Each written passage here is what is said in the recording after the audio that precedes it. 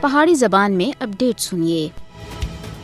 بھارت ہن اپنے ناپاک عزائم دے ذریعے پاکستان دے اتے جنگ مسلط کر کے دی ہے اور یہ نہ صرف پاکستان بلکہ پورے عالم اسلام اور عالمی دنیا دے واسطے چشم کشا ہے کہ مسلمانوں دی جانا مال اور عزت تے نال عبادتگاواں بھی بھارت تے نشانے دے اتے ہے۔ بھارت ہن بزدلانہ کاروائیاں دے دوران پاکستان دے اندر 3 مسجداں کو نشانہ بنا کے شہید کر کے دا ہے اور عالم اسلام کو یہ پیغام دیتا ہے کہ اساں بھی اسرائیل دی طرح مسلمانوں دے عبادت خانہ کو نشانہ بنا سکتے ہیں، لہذا مسلمانوں کو یاد رکھنا ہو سی کہ بھارت بھی اسرائیل دے نقش قدم دے اتے چل رہا ہے۔ بھارت سن پاکستان دے اندر مسجداں کو نشانہ بنا کے یہ دعویٰ کیتا ہے کہ انہاں سن دہشت گرداں دے ٹھکاناں دے اتے حملہ کیتا ہے۔ اس کا مطلب یہ ہے کہ بھارت تے نزدیک تمام مسلمان دہشت گرد ہیں۔ جس طرح بھارتی میڈیا سن پہلگام حملے وچ پروپیگنڈا کیتا سا کہ سیلانیاں تھے کلمہ پوچھ کے انہاں کو نشانہ بنایا گیا ہے، لہذا بھارت سن ایک منصوبے دے تحت یہ حملہ کروا کے پاکستان دے اتے جنگ مسلط کرنے دا جواز بنایا ہے اور بھارت سن اس خطے دے امن و امان کو خطرے وچ باقاعدہ ہے، لہذا عالمی امن و امان دے علمبرداراں کو بھارت کو اس جارحیت تے روکنا ہو سی، ورنہ پوری دنیا کو تباہی دے واسطے تیار رہنا چاہیے۔ پاکستان سن بڑی دیدہ دلیری دے نال